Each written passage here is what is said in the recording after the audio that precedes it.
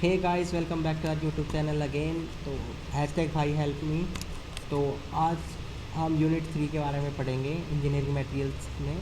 तो sheet metal के बारे में आज हम बात करेंगे और इसके बारे में पढ़ेंगे। तो सबसे पहले आपको ये मैं बता दूं कि शीट मेटल के बारे में जो भी काम हमारा शीट को फोल्ड करके या कोई पार्ट जो हम बनाते हैं, ठीक है, जिसमें हम रॉ मटेरियल से बनाते हैं, वेल्डिंग करके बनाते हैं, जिसको हम फैब्रिकेशन भी कहते हैं इसको, फैब्रिकेशन डिपार्टमेंट। यहाँ पे वेल्डिंग की मदद से, हैमर टूल्स की वजह से, जिसको हम अपनी डिज़ायर्ड जो प्रोडक्ट होता है उसको बनाते हैं, वो हमारा इस वर्कशॉप के अंदर प्ले करता है। तो सबसे पहले हम हमेशा की तरह इंट्रोडक्शन पे जाएंगे। तो sheet metal is work is generally regarded as the working of metal from 16 SWG ground to 30 SWG with hand tools and simple machine into various form by cutting, forming into shapes and joining। तो जैसा मैंने तुम्हें अभी बताया था कि simple सा है कि भाई इसमें क्या होता है, इसमें हम यहाँ से हम इसको पढ़ते हैं कि यहाँ से it is defined as with hand tools and simple machines into various forms by, कि जब हम अपने हाथ के जो बने हाथ से वाले टूल्स, हाथ से टूल्स को यूज़ करते हैं, सिंपल मशीन से यूज़ करते हैं, जिसमें क्या क्या फॉर्म्स करते हैं, या तो कटिंग करते हैं या फिर उनको जोड़ते हैं या शेप बनाते हैं, ठीक है। तो इस सारा वर्क जो होता है ये हमारा शीट मेटल के अंदर होता है, ठीक है। इसके बाद ये है कि इसमें each gauge is designates a definite thickness, higher the gauge number and lesser the thickness. The common example of sheet metal work are pipes. तो हम अभी एग्जाम्पल पे आ जाते हैं। तो एग्जाम्पल क्या है शीट मेटल वर्क के? पाइप हो गए, बॉक्सेस हो गए, ठीक है, फोटो फ्रेम्स हो गए, बकेट्स हो गए एंड कैन्स हो गई। In sheet metal work the knowledge of geometry, mensuration and properties of metal are most important for preparation of specific object। तो इसमें डेफिनेटली मैंने आपको बताया था कि जिस भी प्रोडक्ट की हमें डिमांड होती है उसको हम यहाँ पे बनाया। तो सबसे पहले हम इसको बात करते हैं कि metal use in sheet metal work, ऐसे कौन कौन से मेटल हैं जिसको हम शीट मेटल वर्क में यूज़ कर सकते हैं, ठीक है। तो देखो सबसे पहले तो ब्लैक आयरन हो गया था, pure black iron, then galvanized iron, then copper, aluminium, steel and stainless steel, ठीक है। तो ये 6 ऐसे मेटल हैं जिसको हम शीट मेटल के अंदर यूज़ करते हैं, ठीक है। तो इसके बारे में ब्रीफली आपको यहाँ दिया है। तो शीट मेटल की वर्क ज़्यादातर ITI वाले बच्चों की लगती है, डिप्लोमा और बीटेक का इतना काम नहीं होता शीट मेटल का, इतना नहीं बताते हैं। पर ITI वालों के लिए ये जो बुक मैं अभी बता रहा हूँ ये बहुत बढ़िया बुक है ITI वालों के लिए। इसमें जितनी उन्हें नॉलेज चाहिए वो नॉलेज इसके अंदर सारी है, मतलब जो उनको पता होना चाहिए। तो इसमें क्या है, सबसे पहले ब्लैक आयरन। तो ब्लैक आयरन के बारे में आप देख लो यहाँ पे, black iron, galvanized iron, copper, aluminium. Copper और एल्युमिनियम के बारे में तो हम पहले भी पढ़ चुके हैं, टीन के बारे में भी पहले पढ़ चुके हैं, स्टेनलेस स्टील के बारे में भी पहले पढ़ चुके हैं, ठीक है। गैल्वेनाइज्ड आयरन यानी कि भाई इसके ऊपर जिंक की कोटिंग हो जाती है आयरन के ऊपर, ठीक है, जिससे क्या है ये सॉफ्ट हो जाता है, जिससे इसको हम क्या है ईजिली इसको हम किसी भी शेप में कन्वर्ट कर सकते हैं, ठीक है। ब्लैक आयरन है क्या है, ये ब्लिच ब्लैक अपीरियंस में होता है, ठीक है, ये सबसे सस्ता होता है और ये कुछ लिमिटेड पार्टिकल्स बनाने के लिए काम आता है, जैसे टैंक हो गए, पाइप हो गए, ठीक है। तो ये हो गए आपके 6। इसके बाद है शीट मेटल हैंड टूल के, भाई किन किन टूल्स की वजह से हम काम कर सकते हैं शीट मेटल में। तो सबसे पहले इसमें देखो बहुत सारे टूल्स होते हैं, मतलब कोई काउंटिंग नहीं है टूल्स की। तो फिर भी जैसे मेजरिंग टूल आपको स्टील रूल हो गया, फोल्डिंग रूल हो गया, सर्कमफेरेंस रूल हो गया, वर्नियर कैलिपर हो गया, माइक्रोमीटर हो गया, शीट मेटल गेज हो गया, सेकेंड इसमें स्ट्रेटेज हो गया, स्क्राइबर हो गया, डिवाइडर हो गया, ठीक है, चीजल हो गया, पंचिज हो गया, हैमर हो गया। तो ये कुछ भी आप थोड़े बहुत इसमें से याद होने चाहिए आपको। अब इसके बाद है मेजरिंग टूल, स्टील रूल के बारे में देखोगे तो स्टील रूल यानी सिंपल स्केल हो गया देखने के लिए, फोल्डिंग रूल यानी कि वो फोल्ड होता है स्केल टू साइड से, जो सर्कमफेरेंस सिंपल स्केल, उसके बाद वर्नियर कैलिपर, इसके बारे में आप पढ़ चुके हो, माइक्रोमीटर आप पढ़ चुके हो, ठीक है। शीट मेटल गेज ये हो गया यहाँ पे, ये थिकनेस मेजर करने के लिए काम आता है सीट की, ठीक है। उसके बाद स्ट्रेट एज हो गया, उसके बाद स्क्राइबर हो गया, देन यहाँ पे डिवाइडर हो गया जो सर्कल और आर्क लगाने के काम आता है, ट्रेमल पॉइंट हो गए, चीज़ल हो गया, पंचिस हो गए मार्किंग करने के लिए, ठीक है, हैमर हो गया, हैमर के भी टाइप बताए हुए हैं इसमें, फिर देन ठीक है, फिर कटिंग करने के लिए हो गया, एंड देन ये पिलर्स हो गया जिसको हम आम भाषा में प्लास भी कहते हैं,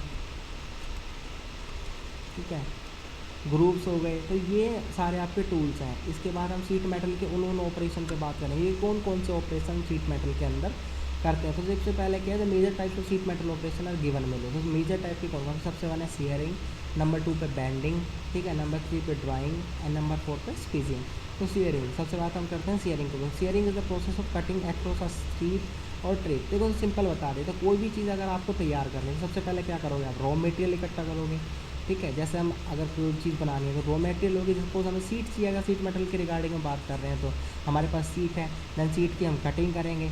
कटिंग करने के बाद फिर जो शेप है उसमें अगर बैंडिंग मांगी है, ठीक है, जिस शेप में है तो उसको बैंडिंग करेंगे, देन उस पर हम ड्राइंग करेंगे, उसके बाद उसको फाइनल तैयार करेंगे पॉलिशिंग वगैरह करके। तो यहाँ पे अभी हम शेयरिंग की बात करें तो शेयरिंग में सिंपल सी बात है कि भाई आप ये प्रोसेस होती है कटिंग करने की सीट को, ठीक है, जिस भी चीज़ में हमें। अब यहाँ पे आपको कटिंग के भी बहुत सारे वो बताएं, जैसे कटिंग ऑफ हो गया, पार्टिंग हो गया, ब्लैंकिंग हो गया, पंचिंग हो गया, ठीक है। इसमें मतलब हमारे वो सारे काम हो गए कि कटिंग के अंदर भी हम पहले मार्किंग भी करेंगे, कहाँ से कितने डिज़ायर्ड साइज़ की हमें चाहिए, कितना साइज़ होना चाहिए उसका, कितने बाई कितने की होनी चाहिए, पंचिंग करेंगे उसके ऊपर, फिर देन उसको फिर हम कट करेंगे, ठीक है। तो ये टर्म्स के बारे में हो गया। तो यहाँ पे ड्रॉ एंड देन इसके बाद हम बात करेंगे यहाँ पे पंचिंग हो गया हमारा। फिर बैंडिंग, बैंडिंग क्या है, सिंपल उसको उसी डिजायर शेप में बैंड कर देंगे जैसा आता है। देखो it is the folding operation by using suitable tool. उन टूल्स की वजह से हम उस शीट को उस डिजायर्ड शेप के अंदर फोल्ड कर देंगे जिसमें उसकी रिक्वायरमेंट है। देन उसके बाद ड्राइंग हो गया, ठीक है। ड्राइंग के बाद sketching, it is a quick and widely use method. The operation involves for fold deformation and require a great amount of pressure to deform the metal at cold state. The most commonly used sketching operation is sizing and coning and hobbing and riveting, ठीक है। तो ये आपका metal हो गया, seat metal के operation हो गए। नाउ सीट मेटल जॉइंट्स, अगर सीट मेटल का हम कोई काम करते हैं, जॉइंट्स की हम बात करेंगे, जैसे कि भाई है कि अब दो सीट हमने अलग अलग काट रखी है, उनको जॉइंट करना है, तो उसमें हम कौन कौन से जॉइंट हो सकते हैं, क्या जॉइंट्स के बारे में बात करेंगे। तो सबसे पहले है हैम एंड सीम जॉइंट। तो जो हैम जॉइंट है, हैम जॉइंट इज एन एज और बॉर्डर मेड बाय फोल्डिंग। ये वो पॉइंट होता है, वो कोना होता है, वो बॉर्डर होता है जिसको हम फोल्ड करके बनाते हैं, ठीक है। इसके बाद शार्प एजिस होते हैं, इसके 3 टाइप के होते हैं, सिंगल हैम होता है, डबल हैम होता है और वायर्ड हैम होता है। तो ये देखो यहाँ पर देख पा रहे हो, डबल हैम और वायर्ड के अंदर ये आ गया आपका यहाँ पे। इसके बाद seam joint, it is the joint formed by 2 edge of sheet metal. ये 2 एज से बनता है, ठीक है। इसके जैसे इसके 3 टाइप हैं, इसमें 4 टाइप है, 5 टाइप है।